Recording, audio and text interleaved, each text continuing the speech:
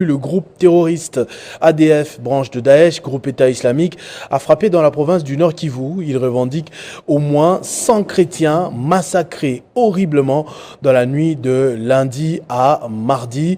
On nous signale également ce soir 18 morts par massacre qui ont été enregistrés dans les territoires de Beni, plus précisément à Fotodou. Selon Émile Saïdi Balikwisha, élu de ce territoire, il demande à l'autorité militaire compétente d'engager des sanctions à l'encontre des services de sécurité de la région qui ont failli à leur mission de protection des populations civiles. Nous sommes en ligne avec lui, vous l'entendrez de sa bouche. Monsieur le député, bonsoir. D'abord, confirmez-vous ces drames dans cette région? Pour le cas précis de là où on a tué des gens dans la nuit d'hier à aujourd'hui mardi, la population a alerté suffisamment les services de sécurité. C'est Antoyo, près de Mangouréji, dans le secteur Bakere, à territoire de Lubero, où on enregistre en ce moment où je vous parle plus de 100 morts. Donc il y a plus de 100 corps qu'on vient de ramasser. Aux côtés de ces 100 corps, il y a des disparus. Les ADF sont partis avec des gens, mais aussi des dégâts matériels. Et dans cette même nuit, l'ADF a aussi égorgé des personnes en territoire de Beni, à Fotolou précisément, à côté de Oicha, dans le territoire de Beni. Là, on vient de réunir 18 corps. Donc dans cette même nuit de lundi à mardi, la province du Nord Kivu vient de perdre plus de 120 personnes dans un massacre des ADF. Que donc, ce que nous demandons au gouvernement, c'est de détruire tous les services de sécurité afin de capitaliser toutes les alertes de notre population. Mais aussi, il faudrait que la justice militaire s'active pour sanctionner les commandants des forces qui étaient sur le terrain lors des massacres pour leur inaction. Parce que ce n'est pas normal.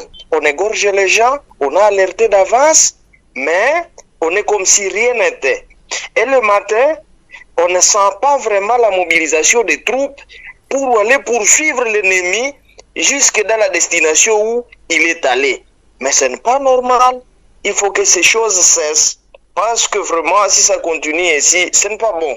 Ce n'est pas bon pour notre population. Nous avons vraiment des larmes aux yeux et nous gardons encore de très mauvais souvenirs avec la clôture de nos vacances parlementaires que nous avons passées dans de très mauvaises conditions compte tenu de la situation routière, les infrastructures routières, des infrastructures sanitaires, des infrastructures scolaires, mais aussi compte tenu des confusions qui ne cessent de régner entre les agriculteurs et l'Institut national de conservation de la nature, quant à ce qui concerne les limites, le vrai entre la chefferie et le parc.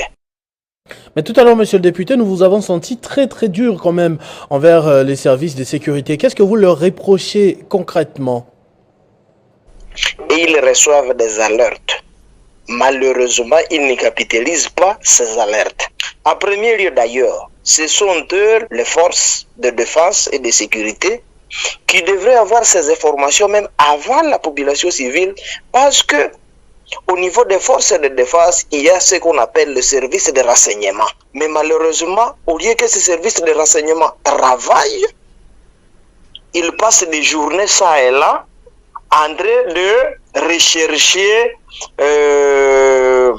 rechercher de l'argent dans des dossiers qui ne cadrent même pas avec la sécurité. Vous allez les voir aux côtés des gens qui vendent du cacao. Vous allez les voir dans l'achat ou la vente du bois. Vous allez les voir près de carrés miniers en train de commercialiser la connexion Internet. Vous allez les voir dans les histoires de vente de boissons, mais tout cela, au lieu d'aller faire le renseignement pour savoir qui est qui fait quoi, ou des mouvements suspects pour voir comment anticiper les attaques avant que l'ennemi ne puisse nous surprendre. Que donc, je venais de le dire tantôt, que les services de sécurité sont là, mais il va falloir que leur hiérarchie puisse les donner de nouvelles consignes. Parce qu'actuellement, je peux dire qu'ils jouent, le plus souvent, ils jouent à la défensive. Ils subissent les caprices de l'ennemi. Actuellement, nous aimerions que ce soit nos forces qui puissent déclencher des offensives pour ne pas laisser à l'ennemi l'état même de se réorganiser afin de distribuer la mort à nos concitoyens.